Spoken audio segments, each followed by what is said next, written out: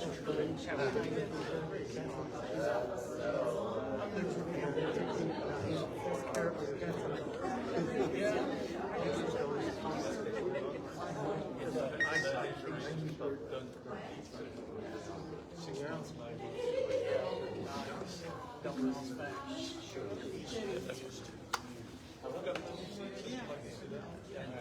every row I've done.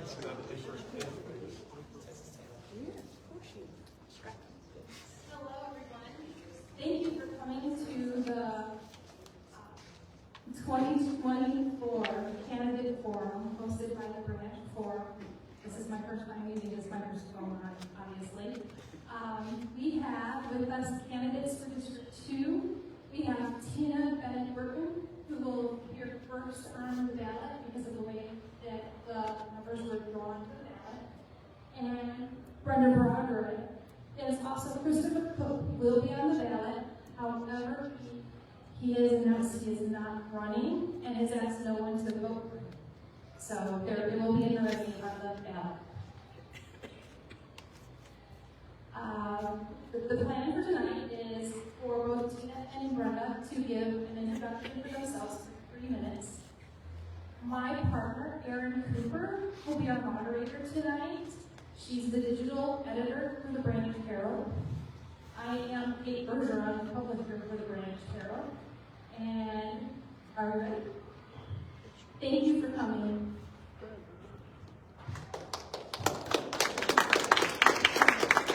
Hello, everyone. Thank you for being here.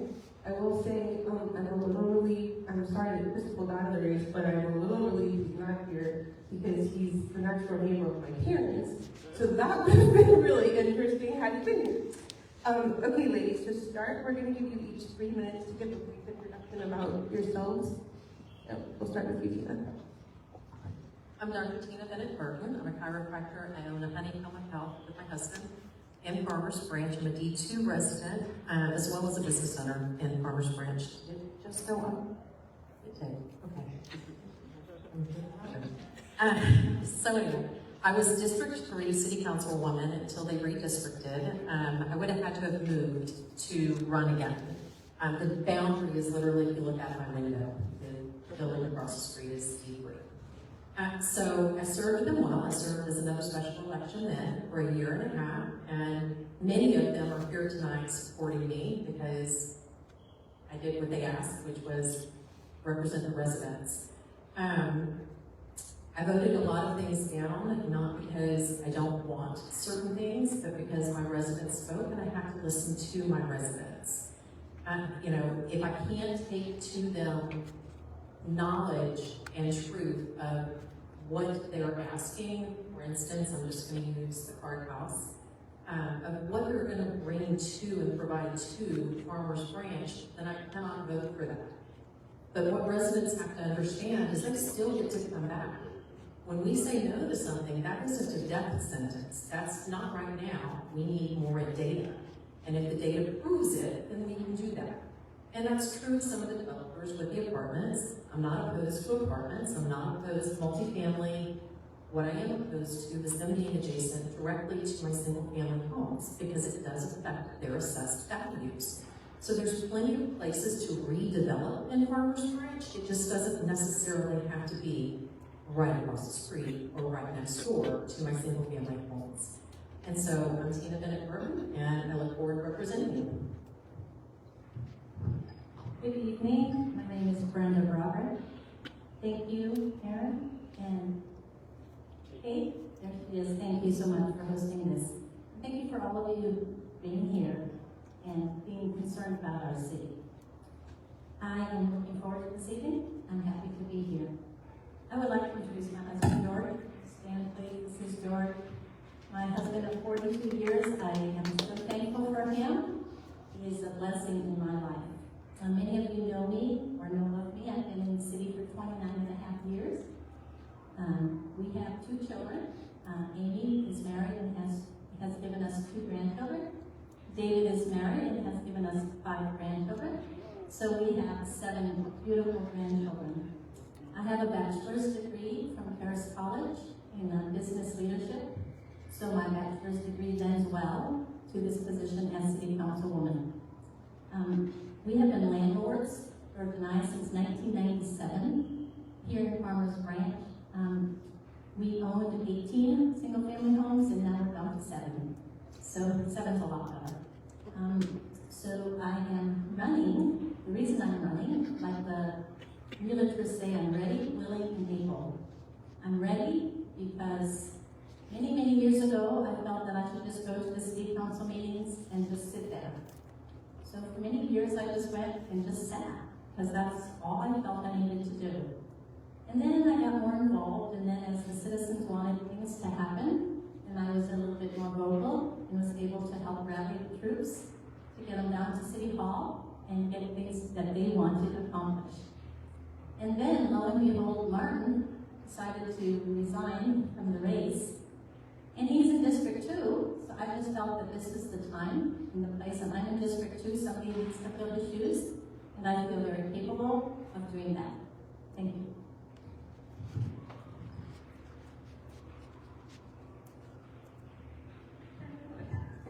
Okay, so Brenda, you sort of answered this question already, but you can expand on it if you'd like, but why are you running? Kina, will let you go. So when we moved to Farmers Branch, the first thing we found was that there's a owner-occupied certificate of occupancy. So you move in, and you don't realize if you're moving from outside of the city that you have to have this done to turn utilities on. We thought it was very odd. So that was my first, like, what is happening? Make it make sense. We actually lived on the creek, and we were the only property on the creek that did not own the creek. And that was my first moment of time of realizing they didn't really keep great records, and they are much better about that now.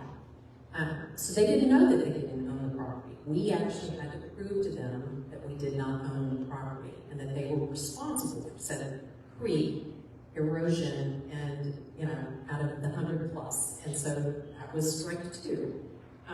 This literally the guy showed up and said, oh yeah, it's failing, we're not fixing it. Sure. So fast forward, we bought a building and couldn't get the certificate of occupancy on it because of some of the definitions that the city has, and they have chiropractors, medical doctors, physical therapists, DOs, all listed as licensed massage therapists. And licensed massage therapists were not allowed in Farmers Branch. So they said, you can't fight City Hall. Yes, I can. That's when you send it to the Texas Medical Association. Here's your list, please fix it. And they did, and we had it within about 2 weeks.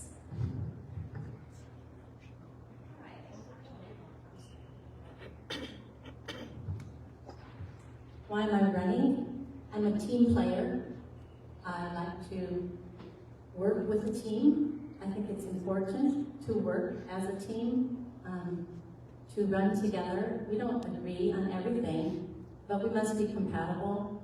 We must be in a place where we respect, honor one another, especially the other council members, the city manager, the staff. We have to be at a place where we are running together as a team. I went to my granddaughter's volleyball game.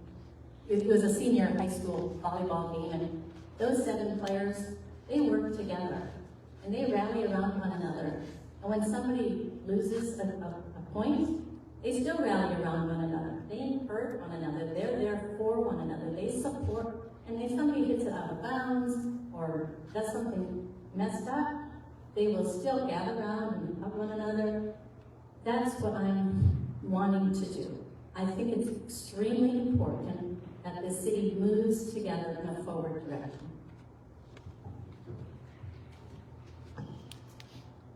Okay. And who, if anyone, asked you to run in this election? I knew that Martin was going to resign. So when I made my decision to not run for D3, it was because I knew he was going to eventually resign, and I was already in D2. So it made the decision easier.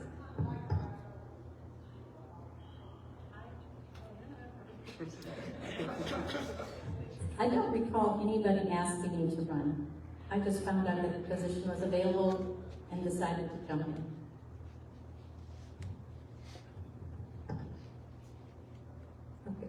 Tina, you've been in this role before, but since this is a new go-around, what are your goals for your term if you are elected? To continue to represent residents as they have past. That's the reason we're elected. That's the reason they vote for us, as representation for them.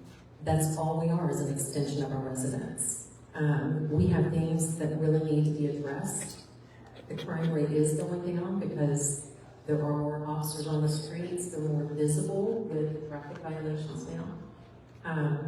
But we have infrastructure that is aging and that must be addressed. Brenda, the question again is, what are your goals for your term if you are elected?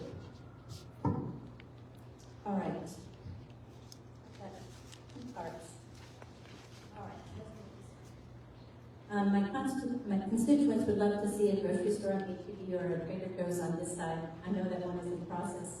On the west side, they've done some studies. My constituents would love to see one on the east side, or in the center of town.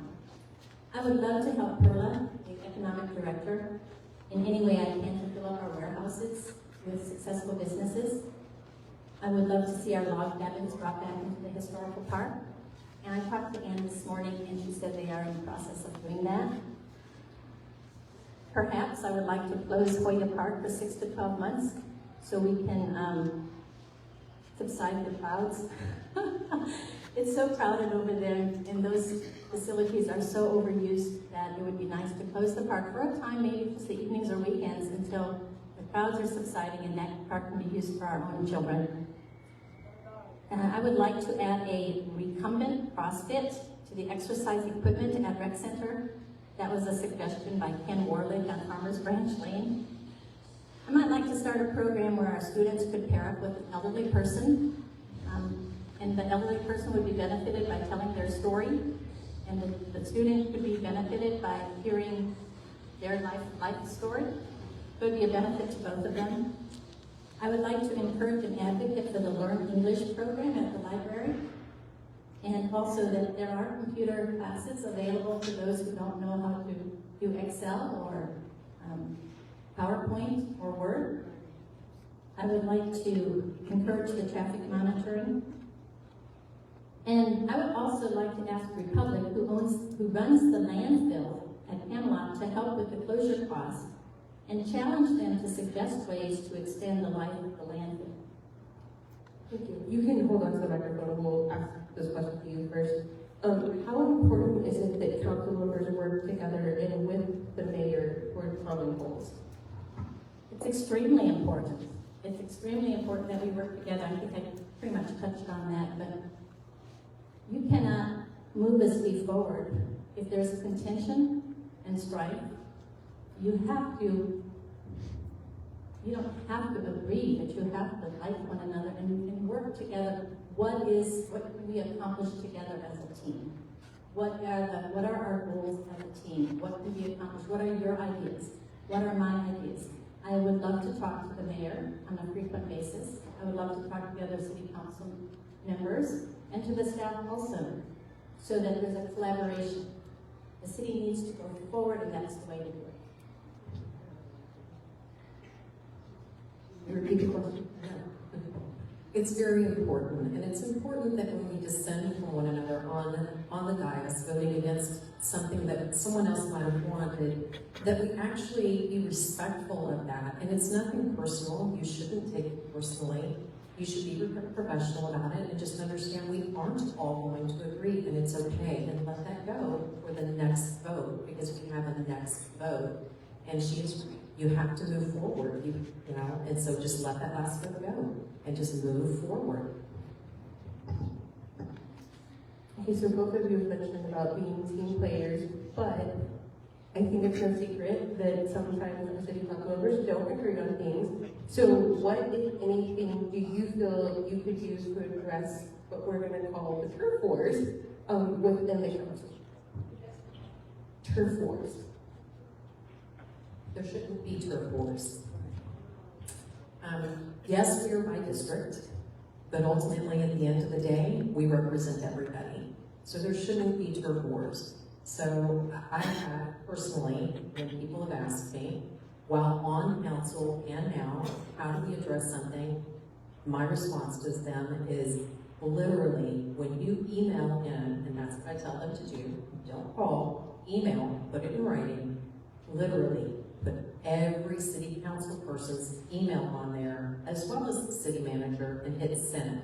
I'm clear, you're not going to get a response from everyone. That makes it a quorum, and we cannot do that, but somebody will respond.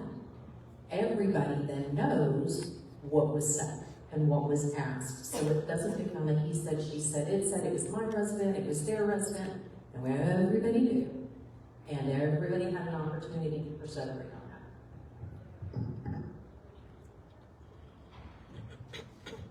that. There shouldn't be turf wars. We're all here to represent the whole city. I love my district. I'm really starting to love the people in my district. They're very special, they're very beautiful. I can speak a little bit of Spanish, so when I speak Spanish, their eyes light up and they just sometimes hug me. But it's really fun to love my district people, but I realize that I'm not just representing them, I'm representing the whole city.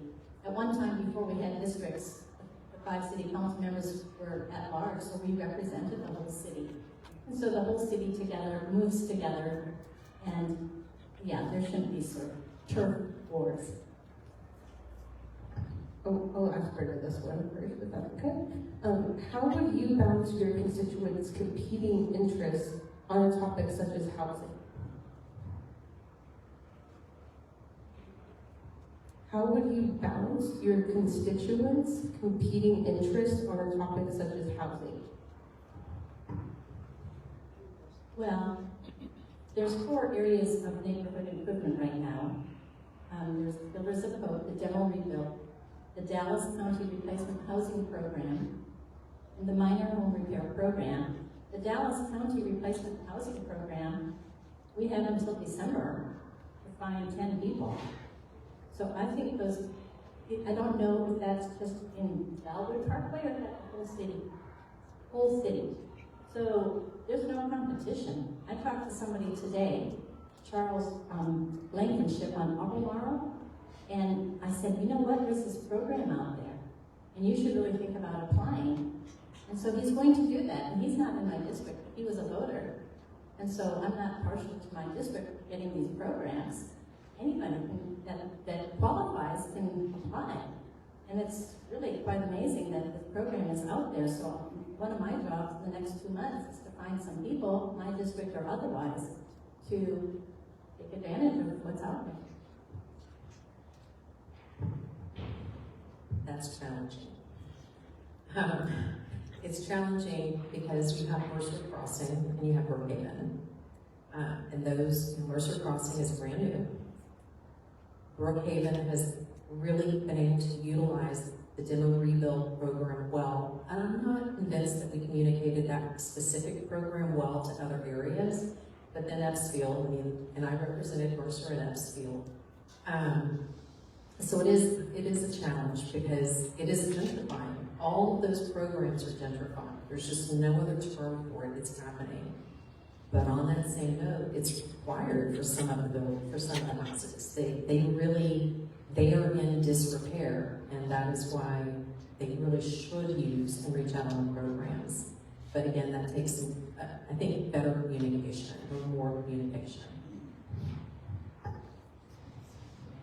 Okay. What is one idea you have to make Farmers Branch a better place to live and work? So no longer just a bedroom community. We really need to redevelop our districts. Specifically the northwest, so it's the north side of Mercer Crossing, and then the entire east side, basically, in the warehouse district. It's an ample opportunity for us to redevelop, as is the 4 corners. And I think that, with one of the corners being pretty much completely for sale, that's a wonderful opportunity for us. I'm watching big lots. Are we going to get to keep them? They keep cutting. stores. And so if they go, can we do that? Can we take that entire corner and redevelop it? And I'm with her. We really need to work with Perla, specifically with, for the southwest corner of the Four Corners. I know Mr. Clausen, that he's a wonderful man, that he's retired. Yeah.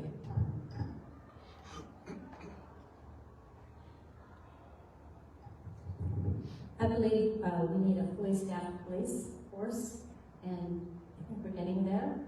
We just got 3 new motorcycle policemen who are monitoring the traffic. That's their main job. So that's really vital to the city, is our safety. We want to have our streets safe. Matter of fact, I met some people in my district from Dallas, and they said, oh, Farmers Branch is such a wonderful place to live. It's quiet, it's safe, our children can still go outside. And then I met another man from, he had come in from Louisville, and I'm not talking Louisville, I'm sure it's very beautiful, but where he came from, and then where he came into Farmers Branch, he said, oh, it's just such, we just love living here in Farmers Branch. So we just want to continue our strong police force, make sure that they're everywhere, and they are becoming more and more visible. So that's a really good thing. Okay, so could you please describe your process as you go through city council and other commission meeting agendas before the meeting? The process would be just spend a lot of time reading through the material and doing research, making sure that you understand the issues, and then comment on it the best you can. So fortunately, they get it to us a week in advance now, and I understand in prior times they did not. I think you got it 2 days, 3 days in advance, so there wasn't enough time to get through all the materials. It's a novel twice a month, basically. You get to read a novel twice a month. You have your one-on-ones with the city manager. You ask your questions. They respond. You redirect and see, did that answer my question? You're doing your own research on the side. You know, it's a social issue with, you know, other, I'm going to use Firehouse as an example. You're doing your due diligence and you're calling everybody that might have been in part of the process back then and making the decision to understand, you know, what the context was, you know, and why the decisions were made back then and what the intent was and how you're going to move forward through that to make it better for everybody, honestly. And you have to compromise on that. But it's a lot of work. It's about 20 hours a week when on the council weeks, because it's a novel and there's a lot of questions. And it just isn't, you know, you copy the city manager, but it's all the departments have to put their input in as well and send back to you. And when you reread it, you're like, okay, but did they answer what I was actually asking? Okay, you can hang on that for a second. What do you think should be done moving forward to balance tax cuts with the residents' desire for services? We have to listen to them. Again, email everybody so they all know, so all the district councilmen know who is asking and what they're asking. And that way, there's, again, you take some of that contention just out of the process, honestly. And then they know. I mean, everybody is aware of who and what is being asked, and it's just, it's an easier, nicer moment in time instead of the contention of, well, maybe, you know, that person didn't get any emails. Don't be silly. Everybody got emails. It's transparency. It is transparency. Would you like to repeat the question? What do you think should be done moving forward to balance tax cuts with the residents' desires for services? Right, those are the two important things. Tax cuts and keeping services. Everyone loves the services, but everyone also loves the tax cuts. So, I love this statement. They created a budget with strategic reductions and minimal impact on our amenities. So when a council can do that and have strategic reductions in our taxes and yet not hurt the amenities too much, that's a win-win situation. What do you think is a council member's responsibility as as promoting Farmers Branch and recruiting businesses to move their, to relocate here? Primarily to work with Perla, to be the face for the city, to meet business owners, for business owners to be attracted to the council. And I think they would be attracted to me, and I think I would work well with business owners. I think they would want to do business here after talking to me. I think I have, people just seem to want to listen to me, and I definitely want to listen to them. And there's a lot of warehouses that need to be filled with successful businesses, and I think that I would be able to recruit them and to help Perla in her endeavor to do. We are ambassadors for the city, and to fill things, we do have to return those phone calls and return the emails and talk to those people. But there is a process, and the process is not through the council. We can answer questions, but we must send them to the correct department so it appears fair and objective. We cannot play favorites. We want businesses here. We shouldn't make it challenging for them. We shouldn't, over-process it. But for fairness, we have to start at the beginning so everybody walks the same path, making certain, yes, the council and each council member, not, and I don't think it should just be, if it's in District 2 or District 3, just that council member meeting with them and talking to a business owner. It should be every council member, because if it's a business for the city, it's a business for everybody. Thank you. What do you think DART should do long-term? Do for long-term solutions for Farmers Branch? Okay, a little insight into this. So there was a conversation between Ben and I last December, November-December timeline. Because D3 was my district and DART was my district. The Grill was my district. We had issues. There were real issues coming in. And honestly, Fox Farms, I don't know how or why, they always were seemingly the ones that had the issues that they did. And so what we had come to the conclusion of was, okay, let's put a DART officer or an officer on DART. And we had compromised. We were supposed to be paying half the salary to do that. It never happened. It never happened. And so how do we do that? How do you continue to have a conversation with an entity that isn't responsive? And that's where the bigger issue is. They're not responsive to the needs. And they need to be responsive. And they do have inflated salaries. And their police do make more than ours. And so it's a challenge all the way around, but they have to compromise along with us. I mean, we are the stop on their way, but Carrollton has issues. We're not the only ones.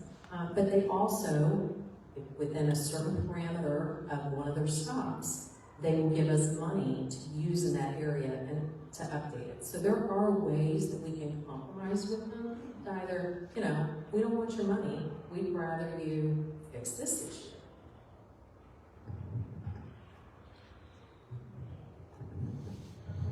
I agree with the funding cuts for DART. We've paid DART half of our sales tax for 40 years. Cutting our funding for DART will not result in less policing or more unsafe or reduced services. So I agree with the funding cuts for DART. This is our last prepared question, and then after the answers for this, we'll open it up to Q&A.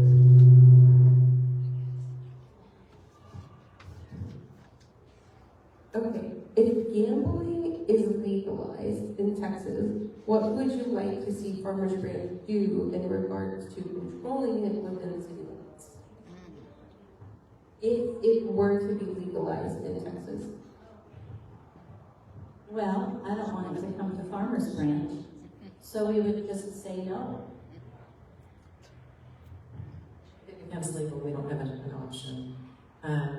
So we have to monitor it. And we need to have checks and balances for that.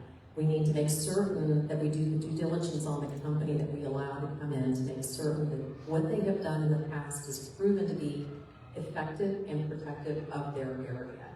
You know, so they self-police their parameter, so our resources aren't depleted trying to service them.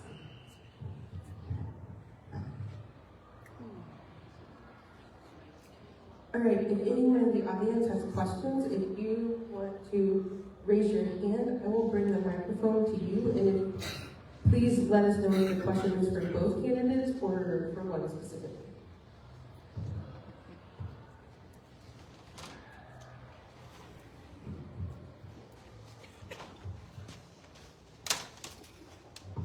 Hi, District 2 residents. I recently moved to Farmers Branch 3 years ago. So, recently moved to Farmers Branch 3 years ago. So I keep seeing the slogans of law and order. So for the most part, I like our residents. It's clear, it's good. I really do enjoy Farmers Branch as far as peace, serenity, living residents. Is there something that District 2 residents need to know that's going on in the area? Because it's kind of like, you know, do you know something that we don't know? No, and the reason why I'm asking that is because those are usually political buzzwords and things like that. So we're just kind of like, I know I live in District 2. I'm a child. They like play outside. So please help me understand what is going on in District 2 where we need more law and order. Because I think the police are doing a great job. I'm with you. I'm Brenda. I have the signs that say law and order. It's just simply that, just to keep enough police in our city to keep us safe. And I got a question for both of you guys. What new businesses can Farmers Branch bring to, what are the new businesses that we can bring to embrace not only technology, but just to embrace the changing landscape of DFW?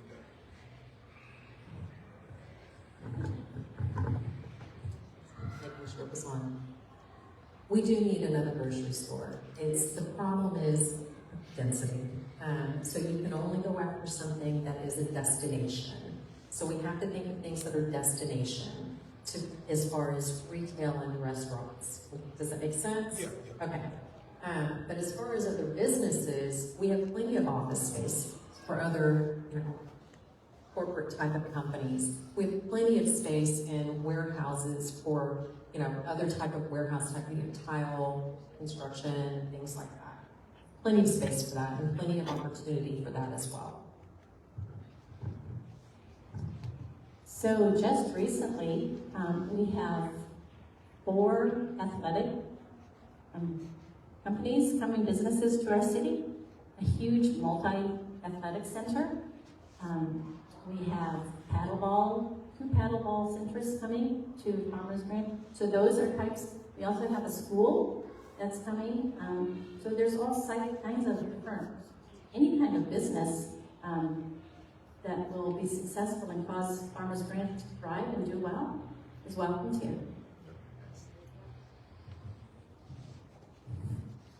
Anyone else?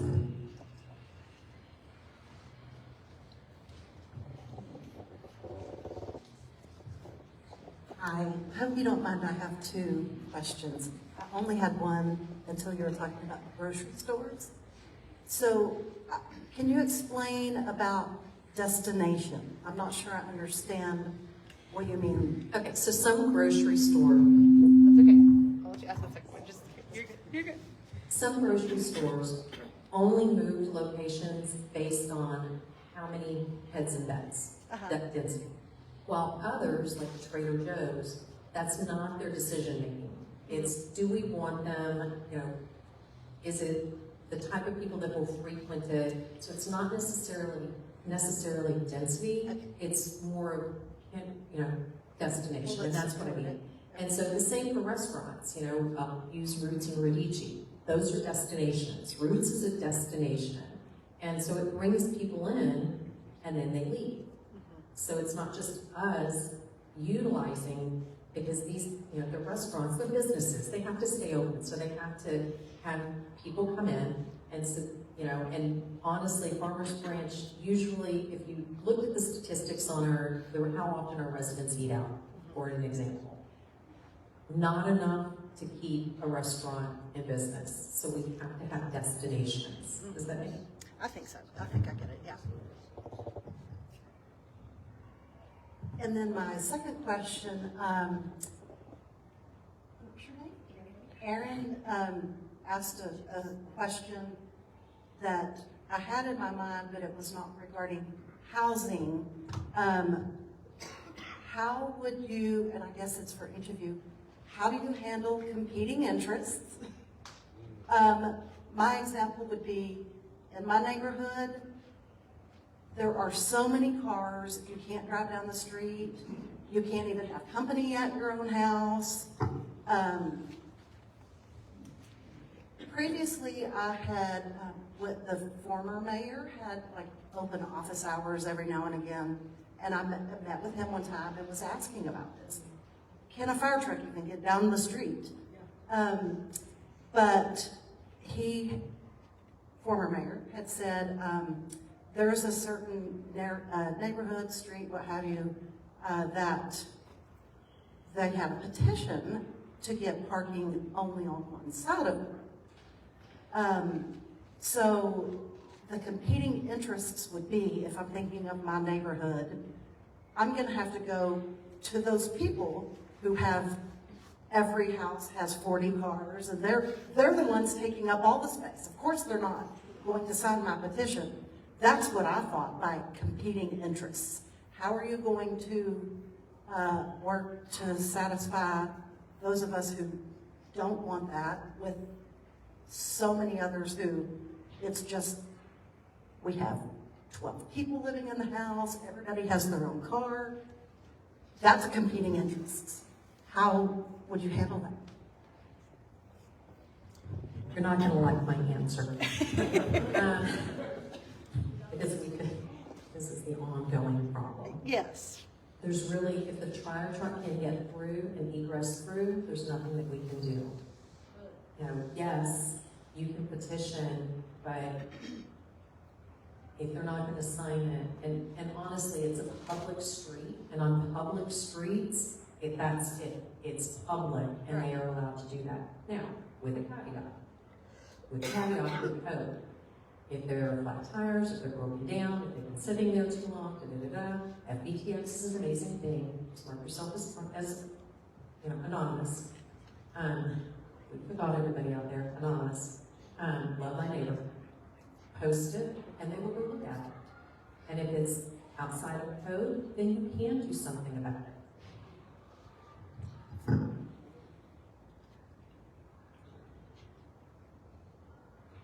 I just agree with her answer.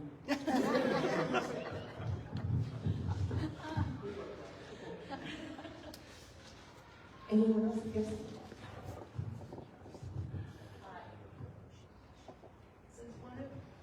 Since one of the two of you are going to be one of the new council members, what are your thoughts about the city council being inclusive to all of its citizens? Are you supportive of issuing proclamations to recognize citizens who belong to, for example, the gay community, for example, the Hispanic community? What are your thoughts on that? We're all neighbors, but I do actually have a very interesting thought on that. And at least 3 of the city councilmen know this. I don't feel like proclamations should be made from the dais. The dais is the place for the business of the city to be taken care of, and it takes away from time of doing that. And residents, it's really humbling. Residents show up to see the business of the city getting taken care of. And so when we're up there and we're doing 30 minutes, 40 minutes of proclamations, or, you know, I'm doing this, I'm doing that, you know, kind of thing, it sets their evening back. And it sets the councils back, because that puts us at midnight getting out, honestly. Oh yeah, we've had midnight meetings. Oh yes, we have. I'm not saying don't do them, I'm just saying not from the dais. I think that proclamations, it's an all or none thing. It's an all or none thing. We don't get to pick and choose, we don't get to play favorites. That is just wrong. But give it to the communications director, you know, and if it's important to a council member, then that council member can do a video and it can be posted on social media. But for the business of the city, it's all or none. And it should be done, in my humble opinion, through the communications director, not from the dais. The proclamations should go to those who have provided service for the city, or for somebody who's 100 years old, who's lived in the city for a long time, for somebody who has blessed the city, the citizens in some way. That's who the proclamation should go for. We should honor those who deserve honor because they benefited the city in some way. Anyone else?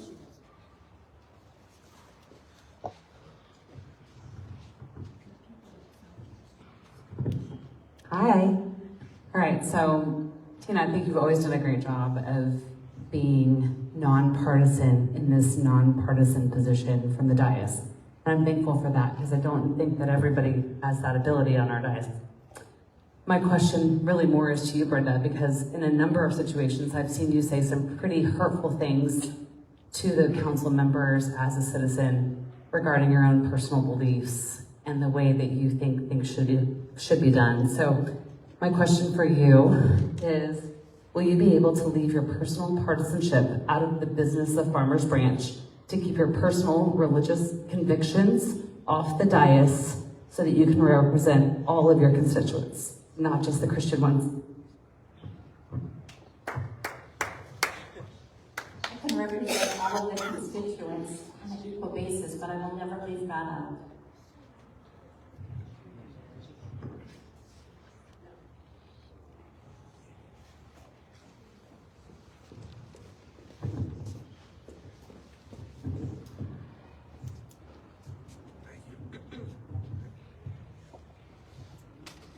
This is a dark question.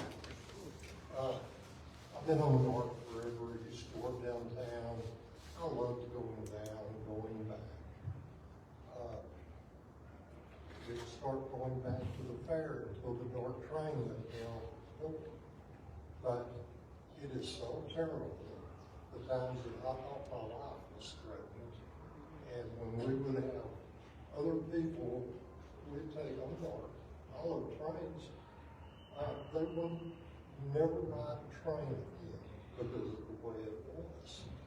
All those years, I've only seen one dark cop. And the people that check for tickets, you don't even see them anymore. And then all of a sudden, that's a very expensive deal. I'd like to know where Farmers Branch fits in spending money on something that the way it's ran shouldn't exist. And you drive down Beltline, right now, they're spending millions and millions of dollars to extend dark, many, many bridges, and I watch the dark train all the time. Maybe a good train will have 4 people on it. I've never seen dark full except for the Texas Open weekend. Or the fair, and I just want to know where's the money coming to keep this thing going? Are the millions of dollars to extend?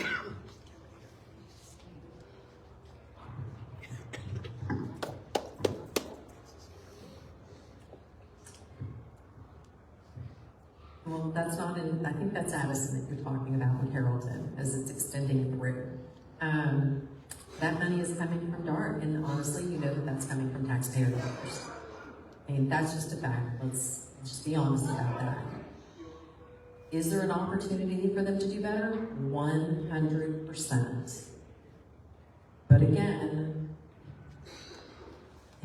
they have to be willing to have those conversations with our city manager and our mayor, and that's just a fact. The council members don't really play much into that other than making the vote and supporting the decisions at that moment.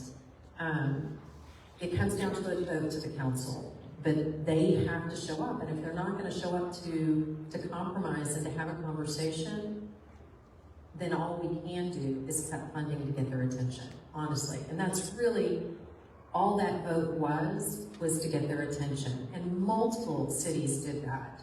for that exact reason. Will it work? Only time will tell. Right, we have to cut funding for them to be aware and be attentive to our needs.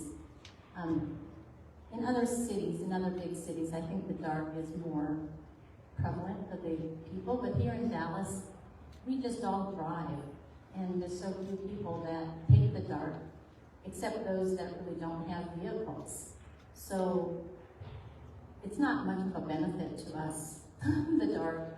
So if we want to get their attention, we just have to cut their funding. A lot of times I rode from one end to the next, and not at any town was there people, there's always less people. The only reason I did that is because I fell asleep. Really, the best thing for Mark is sleep.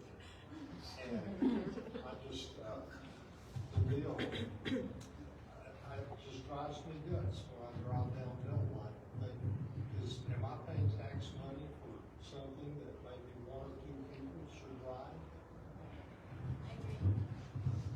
I'm sure it's turned on. So when you talk about we need to just cut our funding to DART, our council voted to reduce our funding, as did councils in a number of cities. I don't remember how many, but it was really basically all the suburbs around here voted on the same thing. But correct me if I'm wrong, but didn't DART, or it really was a recommendation. We don't have the authority to cut the funding to DART. So when you say we just need to cut the funding, we can't. But with that many cities making that recommendation, we hope that that would be accepted by DART. But the board of DART declined it. Am I not right? Correct. One thing, y'all talking about the police officers, and I know a lot of police officers, people downtown, I talk with head police people, and he was the trainer, and they cut out all training because they couldn't hire anybody, because they are the cheapest thing going, and the quality of people they get is the lowest in the whole police community. Oh, that's how I saw it. But it doesn't matter. You don't see any of it. Anyone else?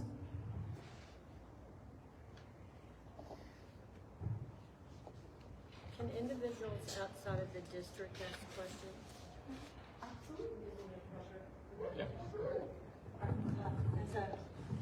As a member of a resident of Farmers Branch, one of my concerns to all council members would be that they pledge not to disparage the beliefs of any individual on the city council, and pledge not to judge them, because in our own faith or system of beliefs, then yes, that's appropriate. But as an individual elected to represent everyone, I would like to know if they're willing to pledge not to disparage the beliefs or judge other individuals on the council or disparage proclamations to certain groups. Get rid of the proclamations if they're not willing to give up their issues of turning around and disparaging other people's beliefs.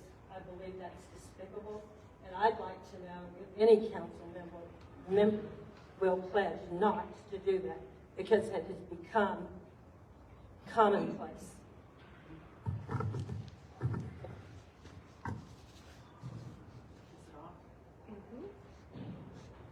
There should be no disparaging of anybody, honestly. That's the reason it's an all or none on proclamations. All or none. We don't get to pick and choose. All or none.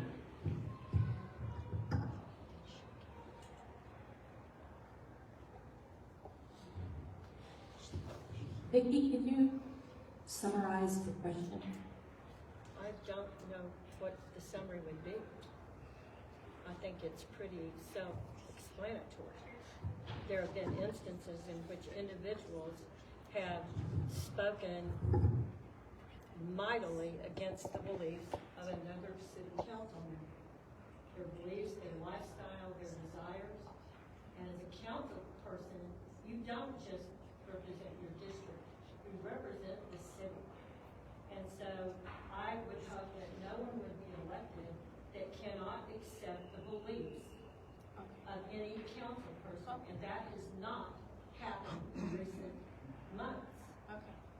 So that's my question, is can you accept people where they are, because, not to get into Christianity, because not everyone's a member of the Christian faith, but what I know of people of different faiths. It's not our place to judge other people's lifestyles or their beliefs.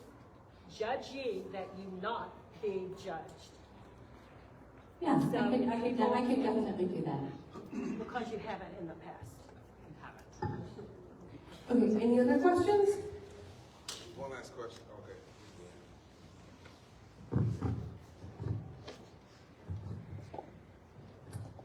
Yeah, I was wondering if both of you would be willing to disclose how many rental properties you have within Farmers Branch, and also how you would navigate a potential conflict of interest, again, of cutting city services to decrease your tax burden versus, continuing services for the residents of Farmers Branch. Thank you. We own 7 rental properties, single-family homes. So 5 homes and 1 duplex. So we have 7 properties. If an issue came up that was in conflict, that because I own properties, I would just recuse myself from that decision. I own a business and a home in Farmers Branch. And when things came up, I did recuse myself. Okay, I'm going to make this our last question for the night. We're 5 minutes till 8. How do you plan on engaging the youth of Farmers Branch? How do you guys plan on engaging the youth of Farmers Branch? So I think that's just going to be key for the future of Farmers Branch.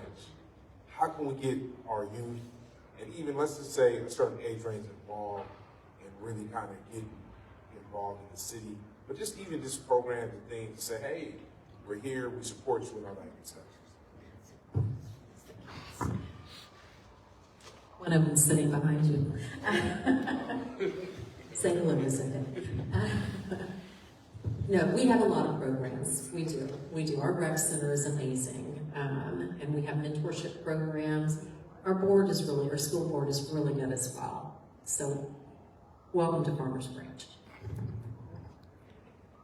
There are also things at the library engaged across the board. That is such a powerful question. I love the question, and I have the same question. I want to engage the young people too. I know Louis Palomo, who ran the school board. He is so involved with young people. He's just involved in every way, helping them, helping the families, and providing dads where there are no dads. And I honestly would love to get involved. If you have ideas, or we can ask Louis how we can jump in and help him. I know churches have youth programs as well. But I understand what you're saying, because our young people, they need good mentors. They need mothers and fathers and aunts and uncles to come along beside them. And I would love to see a program to get them involved, to get them the help they need, to get them the mentorship they need, to get them the support and love that they need. All right, thank you all for attending. Kate, do you have anything else you'd like to say as closing?